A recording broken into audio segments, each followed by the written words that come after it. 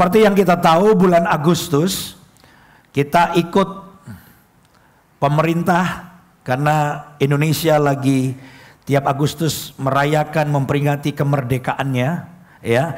Itu sebabnya kita bahas tentang kemerdekaan khusus untuk bulan Agustus ini, dan judulnya adalah Boundaries of Freedom, batasan-batasan dari kebebasan.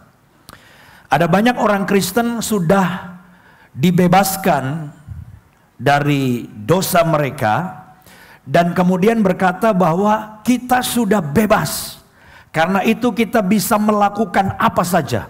Karena kita sudah benar-benar bebas. Pakai ayat lagi, ya. Jika anak itu memerdekakan kamu, maka kamu benar-benar apa? Merdeka. Jadi kita udah benar-benar merdeka, bisa melakukan apa saja.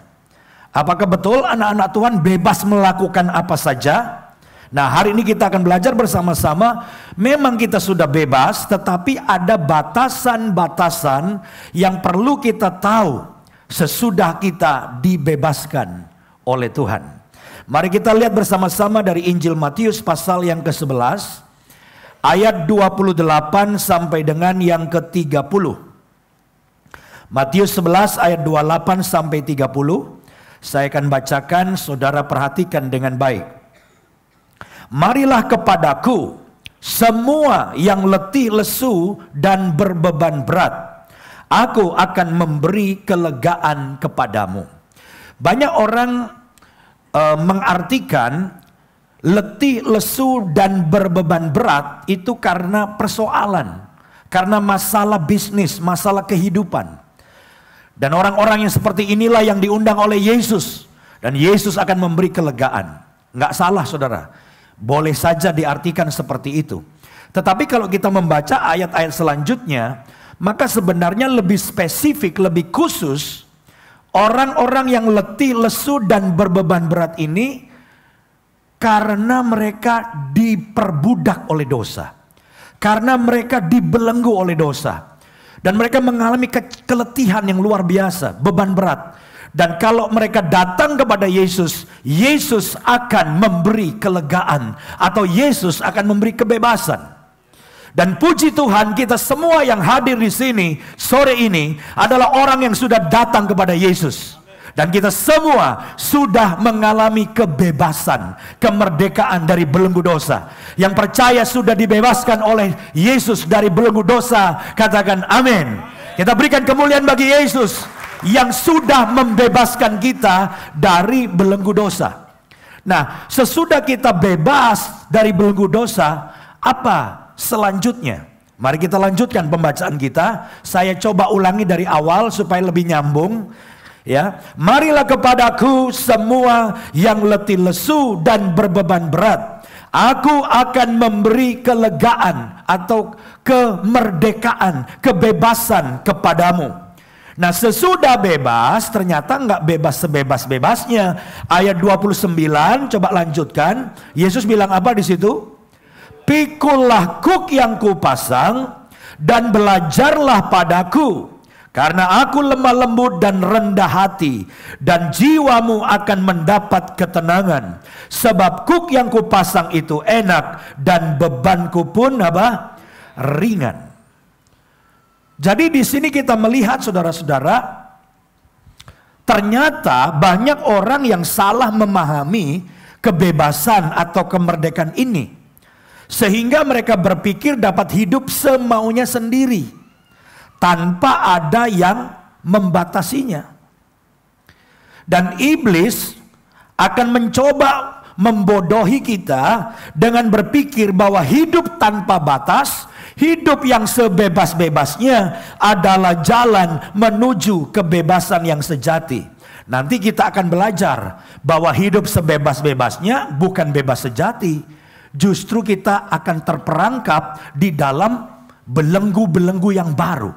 Sekarang banyak orang yang sudah bebas, kemudian mau sebebas-bebasnya malah terikat dengan banyak ikatan-ikatan yang baru. Nanti akan kita bahas. Nah, yang hari ini kita akan pelajari secara khusus adalah kalau kita bebas dan Tuhan memberikan batasan kepada kebebasan itu, sebenarnya tujuan Tuhan adalah untuk kebaikan kita. Nah, ini yang saya mau sampaikan supaya orang-orang muda jangan berpikir, wah, berat jadi Kristen. Kebebasan saya banyak dibatasi, banyak larangannya. Lalu yang sudah dewasa, yang sudah tua, yang sudah punya banyak bisnis dan pekerjaan, ini nggak boleh, itu nggak boleh. Ternyata jadi Kristen itu berat. Saya ingin saudara melihat bahwa ternyata batasan-batasan yang Tuhan berikan untuk kebebasan kita, untuk kemerdekaan kita, sebenarnya tujuannya pada akhirnya adalah untuk keuntungan kita, untuk kebaikan kita. Nah, ini yang kita mau belajar supaya kita semua mau kebebasannya dibatasi oleh Tuhan. Apakah saudara siap belajar firman Tuhan sore ini? Amin. Mari kita mulai. Ada 3 hal keuntungannya kebebasan kita dibatasi. Mari kita mulai dengan yang pertama. Yang pertama, kebebasan kita dibatasi tujuannya apa? Kebebasan yang terbatas mengarahkan kita kepada tujuan Allah. Saya ulang sekali lagi, kebebasan yang terbatas atau kebebasan yang dibatasi mengarahkan kita kepada tujuan Allah. Dan saya mau pastikan bahwa tujuan Allah itu adalah tempat yang the best, yang terbaik. Saudara boleh punya tujuan yang lain, dan tentunya saudara akan pilih tujuan yang bagus. Tapi saya mau katakan tujuan Allah yang akan kita dapatkan kalau kita mau kebebasan kita dibatasi, itu pasti lebih baik daripada kalau saudara menentukan tujuanmu sendiri. Di dalam ayat 29 yang tadi sudah kita baca, Yesus bilang, "Pikulah kuk yang kupasang dan belajarlah padaku, karena aku lemah lembut dan rendah hati, dan jiwamu akan mendapat ketenangan." Jadi sesudah kita bebas, justru Yesus bilang, "Pikulah kuk yang kupasang." Apakah yang dimaksud dengan kuk di sini? Kuk adalah balok kayu, saudaraku, yang dipasang di atas leher 2 ekor kerbau atau 2 ekor sapi agar mereka dapat berjalan berdampingan untuk menarik beban. Saya nggak tahu apakah saudara pernah pergi ke pedesaan atau pergi ke daerah yang banyak sawahnya. Nah, saudara kemungkinan akan melihat itu yang namanya kuk. Karena biasanya Pak Tani akan membajak sawah, saudara-saudara, pakai 2 kerbau atau 2 sapi. Lalu di atas leher 2 kerbau atau 2 sapi itu akan ditaruh kayu yang melengkung tadi. Ya, ditaruh di leher 2 kerbau itu. Dan kemudian dipakai untuk membajak. Nah, itu sebenarnya adalah gambaran bahwa jika kita mau mengenakan kuk yang Yesus kenakan, maka itu artinya hidup kita akan bergantung pada Yesus. Hidup kita akan diarahkan oleh Yesus.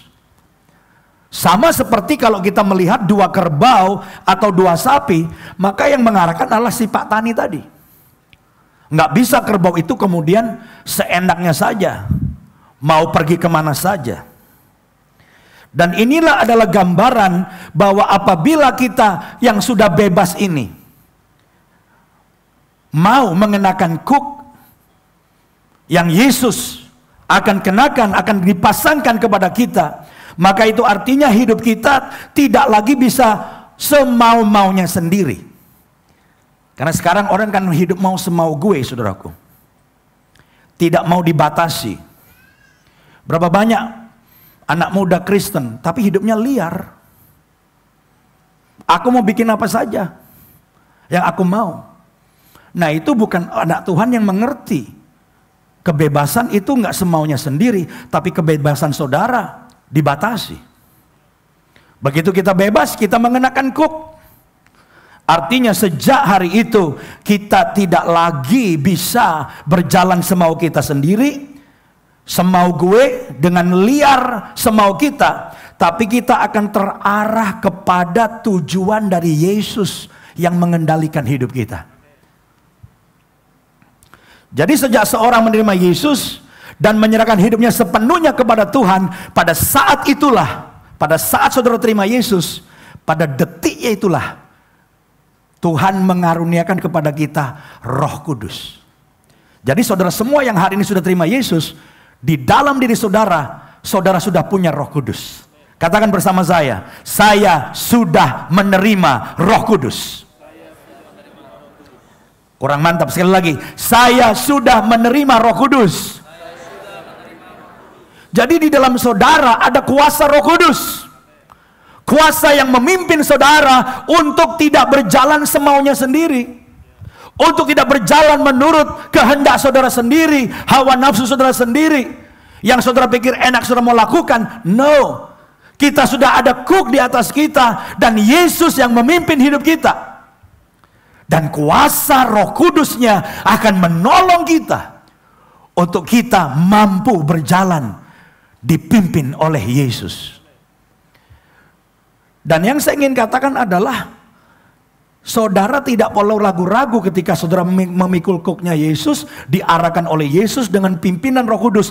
Karena apa? Karena tujuan yang akan kita tuju dengan pimpinan Yesus adalah tempat yang terbaik, di mana saudara akan mengalami kelegaan, sukacita, damai sejahtera, dan berkat Tuhan yang luar biasa. Saudara nggak perlu takut.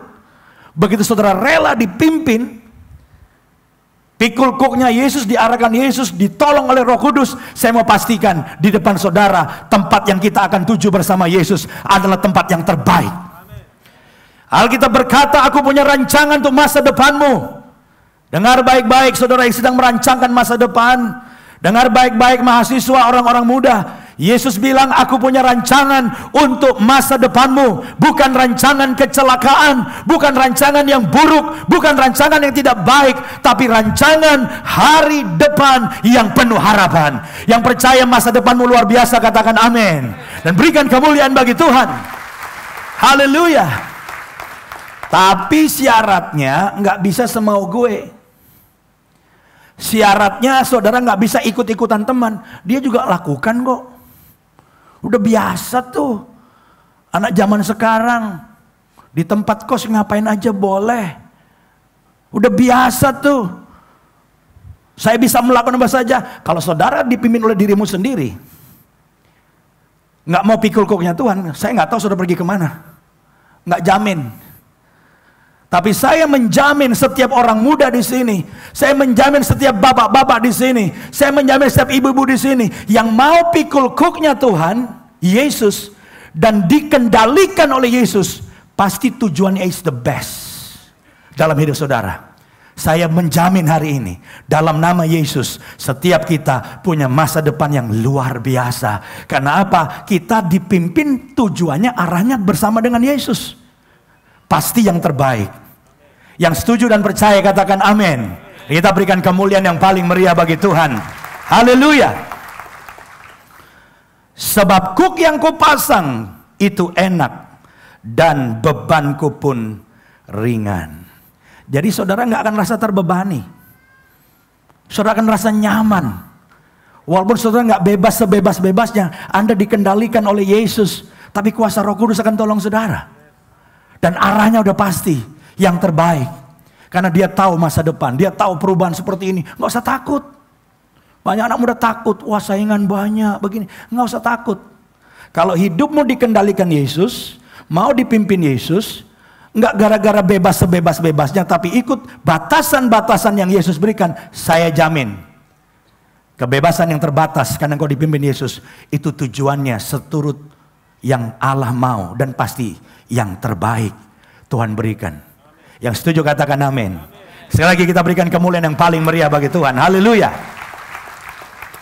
Yang kedua, kenapa kebebasan kita dibatasi? Keuntungannya apa? Yang kedua, kebebasan yang terbatas membuat kita selamat. Kebebasan itu dibatasi, tujuannya bukan untuk membuat sukacitamu berkurang, atau membuat berkatmu berkurang, atau membuat kesuksesanmu berkurang, bukan. Kebebasan saudara dan saya dibatasi, tujuannya untuk membuat kita tuh selamat, terhindar dari hal-hal yang berbahaya. Terhindar dari hal-hal yang menghancurkan kita. Terhindar dari hal-hal yang merugikan kita. Sebaliknya kalau orang mau bebas sebebas-bebasnya, itu akan mencelakakan dia. Coba kita baca ayatnya, ya. Amsal 19 ayat 16. Amsal 19 ayat 16. Siapa berpegang pada perintah, peraturan, ya, perintah, peraturan atau apapun, memelihara apa? Nyawanya. Tetapi siapa menghina firman, mengabaikan firman, menganggap remeh firman, akan apa? Mati. Tafsirannya banyak, tapi kita pakai logika aja. Logikanya adalah kalau saudara ikut batasan-batasan perintah Tuhan, ini nggak boleh, itu jangan dilakukan. Itu bukannya membatasi saudara dan sukacita saudara dan kebahagiaan saudara, bukan. Karena Tuhan tahu itu nggak baik. Dibatasi. Jadi dengan kata lain, kita semua yang hadir di sini, yang kita mau menyerahkan hidup kita untuk dipimpin oleh Tuhan, untuk kebebasan kita dibatasi, kita harus memandang firman Tuhan. Kita harus memandang perintah-perintah Tuhan, larangan-larangan Tuhan bukan sebagai penghalang bagi kebebasan kita. Namun kita memandang firman Tuhan itu sebagai rambu-rambu lalu lintas. Atau petunjuk yang mengarahkan jalan kita kepada kehidupan dan keselamatan. Jadi rambu-rambu itu dibuat sebetulnya untuk membuat kita lebih nyaman. Amin, saudara. Membuat hidup kita lebih nyaman, lebih lancar. Kalau ada jalanan satu arah, jangan berpikir kenapa satu arah ya, bikin gua muter-muter. Udah saya terabas, cilaka kita. Tujuannya karena mungkin kalau dua arah macet nanti semuanya. Saya ingat ketika saya masih SMA, saya sering dengan teman-teman saya itu camping ke daerah-daerah yang bagus pemandangannya. Kemudian kita akan bangun itu kemah, berkemah saudara. Ya, berkemah. Zaman saya dulu SMA ada yang namanya pramuka. Ada yang tahu pramuka? Tahu ya? Pramuka. Ada yang masih ikut pramuka? Nah itu jadi gara-gara pramuka itulah kita hobi di daerah itu, suka ke daerah, ke tempat-tempat yang bagus pemandangannya lalu berkemah di situ. Dan saya masih ingat satu hari saudara-saudara, saya dengan teman-teman saya yang semuanya masih remaja-remaja, masih tenaganya kuat dan nggak ada capeknya, kita balapan. Kita bilang itu ada puncak bukit, ya. Kita dari sini start, kita lari bareng. Siapa yang akan sampai ke puncak bukit duluan itu yang menang. Wah, namanya anak muda, nggak kenal lelah. Wah, langsung kita balapan, saudaraku. Waktu kita mau mencapai puncak bukit, tiba-tiba di situ ada satu pelang besar. Ada tulisan di situ, ada papan di situ. Tulisannya dilarang melewati batas ini. Besar tulisannya, dilarang melewati batas ini. Jadi kita yang udah lari kencang-kencang kita mulai ngerem. Lalu kemudian mulai jalan pelan-pelan. Padahal tadinya begitu lewat dari puncak bukit, kita juga kemudian mau lari sambil turun. Enak banget tuh kan. Tapi kalau terlalu jauh hati-hati bisa mati saudara. Kalau panjang gitu. Tapi kita kan waktu itu nggak mikir apa-apa. Pokoknya habis sampai puncak bukit, kita mau lari ke bawah. Tapi gara-gara ada papan besar di situ dan ada larangan, dilarang melewati batas ini, jadi kita jalan pelan-pelan. Begitu sampai ke puncak bukit, pas itu ditaruh pelang, kita semua kaget. Karena ternyata di balik bukit apa saudara? Bukan dataran lagi atau bukan tanah lagi, tapi langsung apa? Jurang. Bayangkan kalau kita mengabaikan larangan itu, kita lari sekencang-kencangnya, langsung semuanya bukan turun dari bukit, langsung semuanya masuk jurang. Nah, saya mau tanya sama saudara, larangan atau peraturan dilarang untuk melewati batas itu menguntungkan atau merugikan? Menguntungkan apa merugikan? Menguntungkan. Kenapa? Karena itu menyelamatkan hidup saya dan menyelamatkan hidup teman-teman saya. Firman Tuhan sama. Kalau ada larangan-larangan itu, percayalah, mungkin jangka pendek saudara nggak melihat keuntungannya, tapi jangka panjang saudara akan melihat berkat Tuhan luar biasa dalam hidup kita. Amin. Jadi larangan-larangan yang membatasi kebebasan kita bukan untuk membuat kita susah, membuat kita rugi, membuat kita hancur. Bukan, tapi sebaliknya untuk membuat kita lebih selamat. Nah, persoalannya iblis mempromosikan kebebasan tanpa batas dengan tujuan untuk menjerumuskan seseorang dalam belenggu dosa dan kematian. Beberapa puluh tahun yang lalu ada satu gerakan yang banyak orang suka, namanya New Morality. Dan gerakan ini menyatakan bahwa hubungan seks itu sama dengan orang makan, orang minum, orang berolahraga, dan lain sebagainya. Jadi hubungan seks itu sesuatu yang biasa dan bisa dilakukan dengan siapa saja. Maka gerakan morality baru ini menjadi gerakan free sex yang luar biasa. Dan saudara tahu apa dampaknya? Dampaknya gerakan kebebasan ini telah menghancurkan begitu banyak orang. Karena penyakit HIV, AIDS membunuh ratusan ribu, bahkan mungkin jutaan orang. Lalu berapa banyak keluarga yang hancur berantakan karena kehilangan trust. Berapa banyak perceraian. Dan berapa banyak orang karena kebebasan akhirnya mengalami kekosongan dalam jiwa dan roh seseorang. Saudara jangan pikir orang yang tiap malam kelabing bisa ngapain aja. Orang pergi ke night club bisa ngapain saja. Wah, happy ya, ketawa-ketawa. Orang boleh ketawa saudaraku, tapi dalam hati yang terdalam kebebasan seperti ini justru membelenggu. Dan akhirnya orang mengalami kekosongan dan kehampaan dalam jiwanya. Berapa banyak orang di Jakarta yang tiap malam keluyuran dan melakukan apa saja dengan bebas. Mereka bilang apa? Gua udah bosan sebetulnya, tapi gua nggak ngerti gimana caranya lepas.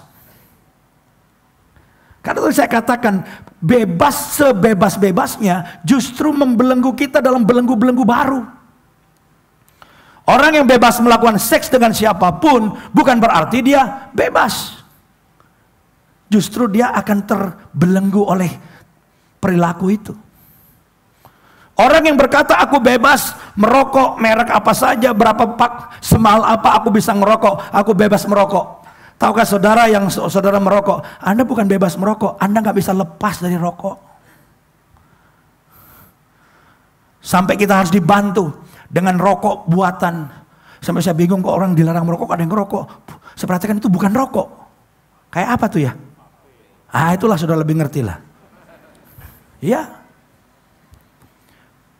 Orang yang bermabok-mabokan, aku bisa beli minuman keras dengan merek apapun dan aku bisa minum sebebas-bebasnya. Aku bisa mabok sebebas-bebasnya. Saudara tanya, kadang-kadang tuh orang udah bosen, tapi heran dia nggak bisa lepas loh. Dia akan tetap mabok. Dia udah benci dengan mabok, dia akan tetap mabok. Banyak orang-orang bilang, Pak doakan saya Pak, saya ini nggak bisa lepas dari mabok Pak. Padahal udah bosan mabok. Kenapa? Karena kebebasan yang sebebas-bebasnya justru menciptakan belenggu yang baru. Orang yang bebas untuk mengkonsumsi obat-obatan, bahkan narkoba, dengar baik-baik, yang mengkonsumsi obat-obatan dan narkoba yang hadir pada sore ini, Anda bukan bebas narkoba, tetapi Anda dibelenggu oleh narkoba dan saudara nggak bisa lepas. Kalau Tuhan melarang saudara untuk minum obat-obatan, Tuhan melarang saudara untuk free sex, Tuhan melarang saudara untuk nggak melakukan minum minuman keras, itu tujuannya adalah apa? Menyelamatkan kita, supaya saudara hidup lebih baik, hidup lebih sehat, Dan kita tidak perlu dibelenggu oleh belenggu apapun juga. Saudara pernah berpikir nggak kalau seorang pilot yang menerbangkan pesawat tapi nggak ada peraturan? Berapa banyak pesawat yang jatuh tiap hari? Saudara bisa bayangkan nggak kalau pilot bisa take off kapan saja tanpa minta izin ke mana tuh? Menara pengawas. Bahaya nggak? Bahaya. Saudara bisa bayangkan nggak kalau pilot bisa naik turun ketinggiannya tanpa minta izin, bisa tabrakan nggak? Bisa tabrakan. Sekarang pertanyaannya, peraturan-peraturan yang tidak boleh dilanggar itu sebetulnya membebani atau justru menguntungkan? Membebani atau menyelamatkan? Jadi semua kita harusnya suka kepada peraturan. Harusnya suka kebebasan itu ada batasnya. Supaya apa? Supaya kita terhindar dari kecelakaan, terhindar dari belenggu-belenggu yang baru, terhindar dari hal-hal yang gak bagus. Terhindar.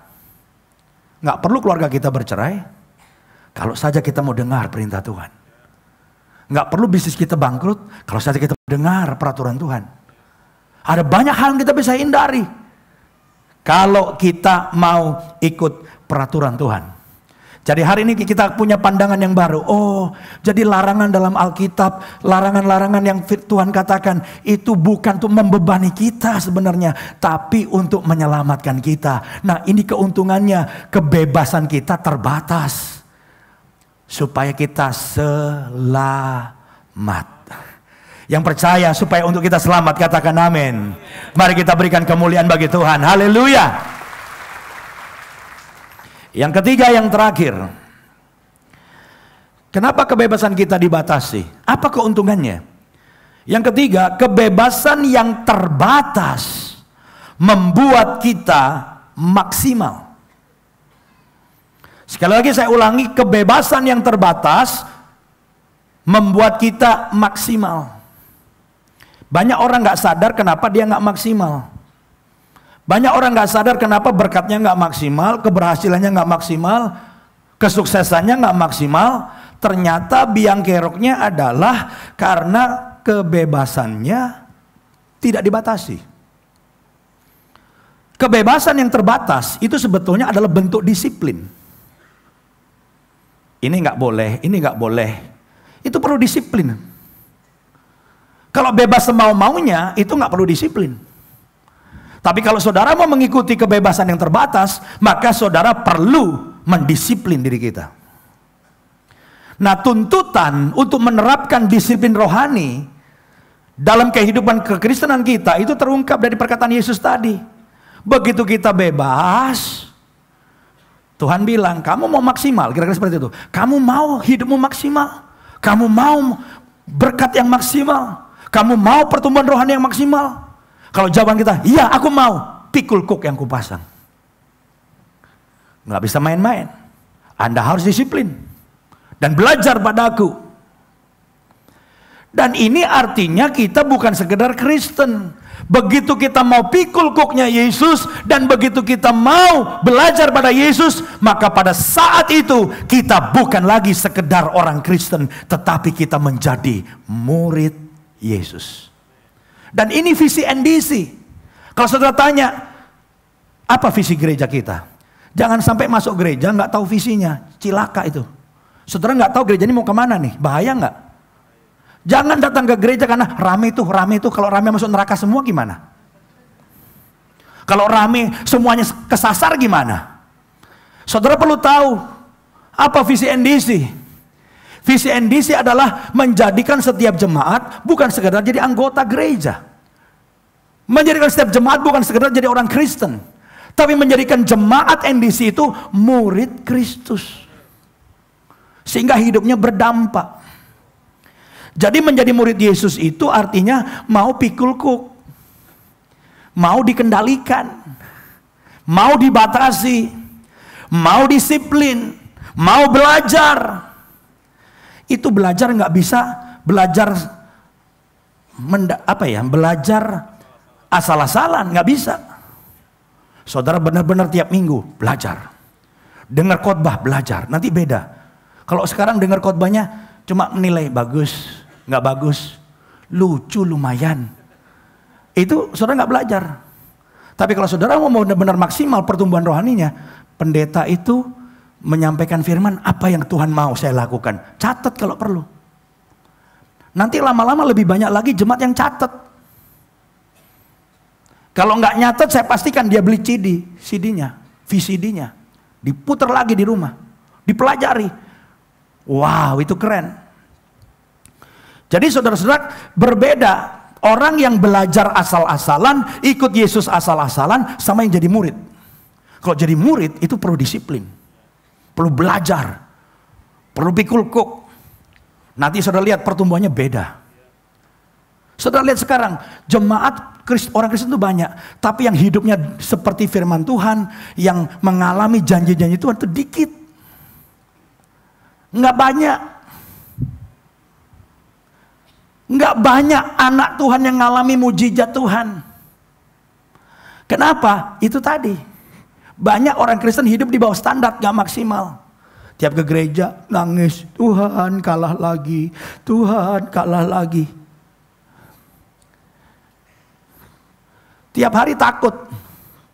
Kalau bilang kamu Kristen kok takut? Kita hidup di dunia yang sama dengan orang dunia. Orang dunia takut, saya juga wajib takut. Waduh, pakai wajib lagi. Orang dunia khawatir, saya juga khawatir. Orang dunia stres, saya stres. Orang dunia kalah, saya kalah. Apa bedanya? Padahal Yesus berkata, Alkitab berkata, firman Tuhan berkata, roh yang di dalam kita lebih besar dari roh yang ada dalam dunia ini. Mestinya kita keluar sebagai pemenang. Saudara dan saya jadi anak Tuhan dipanggil jadi pemenang untuk mengalahkan masalah. Menang menghadapi problem. Percaya penyertaan Tuhan. Yakin bagi Tuhan gak ada yang mustahil. Mengalami kuasa Tuhan. Mengalami mujizat. Kenapa? Maksimal. Ada banyak orang bangga udah lama di gereja. Pernah saya nanya sama orang tua. Waktu itu saya masih lebih muda dari sekarang. Om udah berapa lama jadi Kristen? Jawabannya apa? Sebelum you lahir, saya udah Kristen. Bapak udah berapa lama jadi Kristen? Saya lahir di gereja. Wow, kok bisa lahir di gereja? Mami saya hamil tua dan lahir di gereja. Itu saya katanya. Ada orang lahir di gereja, muda di gereja, tua di gereja, tapi nggak ngalamin kuasa Tuhan. Kenapa? Lamanya saudara di gereja nggak jadi jaminan pertumbuhan rohani kita. Kalau kita nggak mau pikul kuk Tuhan, nggak mau didisiplin, nggak mau belajar sama Tuhan, nggak bertumbuh. Oh, kalau saudara tahu apa yang Tuhan sediakan bagi saudara, saudara akan jadi murid Yesus yang luar biasa. Yang Tuhan sediakan bagi kita jauh melampaui apa yang kau terima hari ini. Jauh melampaui dari apa yang saudara anggap, oh ini udah luar biasa. Tuhan bilang itu belum apa-apa. Aku punya sesuatu yang lebih hebat. Asal kita mau pikul kuk, mau ikut batasan Tuhan, mau belajar dari Yesus, mau dikendalikan Tuhan, pasti hebat. Setiap kali saya mengikuti Tuhan, saya melihat ada banyak hal yang luar biasa terjadi. Tapi tiap kali saya nggak taat, tiap kali saya mau ikut diri sendiri, saya merasakan hidup saya jadi berputar dan berjalan di tempat. Saya menyadari ketika kita semua, saya dan saudara, betul-betul mau ikut pikul kuknya Tuhan, belajar ikut, kita akan tiba di tempat yang jauh lebih hebat yang saya katakan tadi. Dan kita akan maksimal. Richard Foster dalam bukunya Celebration of Discipline bilang begini, disiplin rohani yang dianggap oleh kebanyakan orang sebagai sesuatu yang membatasi ruang gerak mereka, justru merupakan sarana untuk mengalami kemerdekaan rohani. Jadi kemerdekaan rohani itu saudara akan alami pertumbuhan yang luar biasa, mengalami kuasa Tuhan dan yang hal-hal yang luar biasa. Itu justru kita terima ketika kita mau disiplin. Kita maksimal. Dan saya kepengen saudara semua maksimal. Rugi kita ikut Tuhan minggu ke minggu, datang jam 3 sambil ngantuk-ngantuk, tapi nggak dapat apa-apa. Padahal Tuhan menjanjikan sesuatu yang luar biasa, kemenangan yang luar biasa, tujuan yang luar biasa, masa depan yang luar biasa. Kalau kita mau disiplin, artinya kita mau dibatasi dan ikut apa yang Tuhan mau. Contoh misalnya, kenapa banyak pemain musik nggak maksimal? Saya nggak mengomentari yang main musik sekarang. Orangnya juga ada, nggak boleh. Nggak ada pun nggak boleh. Yang saya mau bilang begini, banyak pemain musik itu tidak maksimal. Saudara tahu kenapa? Karena tidak disiplin. Dalam hal apa? Waktu belajar main musik. Tahukah saudara, orang main gitar atau main keyboard itu mesti belajar fingering. Waktu saya belajar main gitar itu nggak bisa main pencet. Grip-gripnya itu pakai jari yang mana itu penting kita ikutin. Jadi ada batasan untuk penggunaan jari. Supaya kita bisa menjangkau tempat-tempat yang sulit karena kita pakai jarinya benar. Tapi kita nggak mau belajar. Banyak anak muda sekarang baru 3 bulan, wah fondasinya aja kagak benar tapi improvisasinya, tiap hari ganti senar. Senarnya putus. Saudara perhatikan, orang yang main musiknya salah, dia nggak bisa maksimal. Kelihatan jago, tapi orang yang ngerti musik tahu, oh nggak terjangkau kan, karena salah fingering dia. Keyboard, gitar, sama. Demikian juga dengan kita. Kalau kita nggak ikut batasan-batasan dan aturan yang Tuhan tetapkan untuk hidup kita, kita juga nggak maksimal. Mandek aja di situ. Percayalah saudara, Tuhan punya jauh lebih banyak daripada yang saudara impikan. Tuhan punya banyak persediaan untuk masa depan saudara. Tuhan punya rancangan yang luar biasa, tapi nggak bisa terjadi. Karena apa? Karena kita nggak ikut aturannya. Pada saat kita punya kebebasan, kita mau dibatasi. Kita mulai disiplin, kita mau pikul cooknya Tuhan, kita belajar pada Yesus. Tiba-tiba ada lompatan kemajuan. Tiba-tiba rohanimu beda. Bukan bisa terbang, bukan itu, jangan salah. Bukan maksud saya tiba-tiba tembus tembok, terbang. Senin ke sorga, Kamis pulang, bukan itu maksudnya. Itu lain lagi tuh, itu aliran lain lagi tuh. Dan ini yang saya mau katakan pada saudara, saya rindu jemaat NDC semua jadi murid Tuhan. Karena kita mau disiplin. Saya kutip seorang artis berkata begini, Shirley Bone berkata begini, freedom is not the absence of boundaries. It's the ability to operate successfully and happily within boundaries. Kemerdekaan bukan tiadanya batasan-batasan. Kemerdekaan adalah kemampuan untuk bertindak dengan sukses dan bahagia dalam apa? Batasan-batasan. Kita harus disiplin, ada batasan-batasannya. Dengar batasan dari Tuhan, ikuti perintahnya, dan jangan merasa rugi ketika Anda melakukannya. Kebebasan dibatasi. No. Itu menjadi saudara maksimal. Menjadi saudara luar biasa. Saya berdoa kita semua jadi murid Yesus, naik kelas, mau disiplin, mau bebas tapi terbatas. Percayalah, hidup saudara maksimal. Kita berikan kemuliaan bagi Tuhan. Haleluya.